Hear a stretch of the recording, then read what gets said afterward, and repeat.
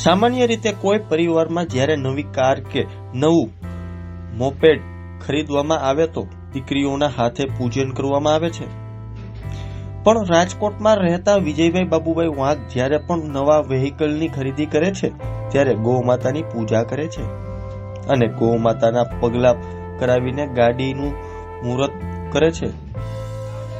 શ્રી કૃષ્ણ ગોધામમાં વિજયભાઈ બાબુભાઈ બાગ દ્વારા કહેવામાં આવ્યું હતું કે તેઓ 3 નવી કાર લીધી છે અને 3 કારનું સ્વાગત કૃષ્ણ ગૌશાળાના અનોખી રીતે કરવામાં આવ્યું હતું। આ 3 કારમાં ગાય માતાના પગલા કરવામાં આવ્યા હતા અને ગૌ માતાને કારમાં બેસાડીને કારને આગળ લઈ જવામાં આવી હતી। વિજયભાઈ વાઘ અને તેના પરિવાર ગાય માતાના પગલા બોનેટ પર કરવામાં આવ્યા છે। ત્યારે જુઓ અમારો ખાસ અહેવાલ।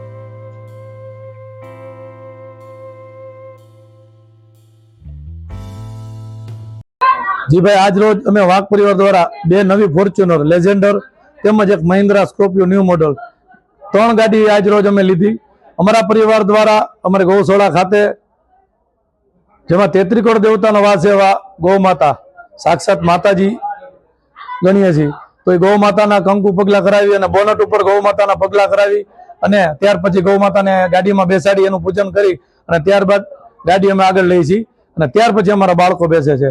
સ્વાભાવિક છે, આ તો વણાઈ લોહીમાં આવે છે, આ તો વર્ષો થયા છે, સ્વાભાવિક છે। ગામમાં આપણે ગૌ માતાના પૂજન થતા એટલે ભાગ્યશાળી છીએ આપણે। અને આપના માધ્યમથી એટલું કહેવા માંગીશ કે આવનારી પેઢીને કે ગૌ માતા પ્રત્યે સંવર્ધન સૂત્રે, બીજું ગૌ માતા પ્રત્યે લાગણીઓ વધે, માણસોને ખ્યાલ આવે ગૌ માતા શું છે, એના માટેના અમારા પ્રયત્નો છે, એટલા કરીએ છીએ। આપના માધ્યમથી સંદેશો તો એટલો આપું છું કે રાજકોટની જાહેર જનતાને ક્યારે પણ ગૌ માતાનું કંઈ હોય, ગૌ માતાના દર્શન કરે તો છૂટ છે, પ્લસ ગાડી છોડાવો તો અમારી ગૌશાળા વેલકમ તમારા માટે ખુલ્લી છે, પણ ગાયોના દર્શન કરી ગાયોના ચાંદલા કરી અને આ ગાડી હકારો એવું આપના માધ્યમથી કહીશ। અને બીજું આપના માધ્યમથી એ પણ કહેવા માંગુ છું કે દીકરીના લગ્ન થતે દાયજામાં એક ગા આપો, સમયની માંગ છે અત્યારે, ભલે સિટીમાં કદાચ ન રાખી શકો પણ બને તો 1 ગા 2 ગા દીકરીને દાયજામાં આપો, એવું આપના માધ્યમથી હું કહેવા માંગુ છું।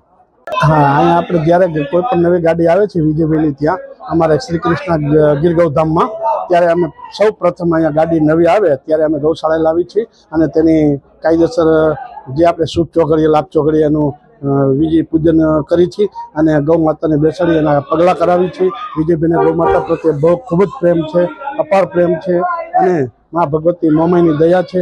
વિજયભાઈ મોમાઈમાના ઉપાસક છે અને કોઈ પણ ગાડી આવે ત્યારે અમે ગીરગાંવ લાવી અને એનું પૂજન વિધિ કાયદેસર કરીએ છીએ।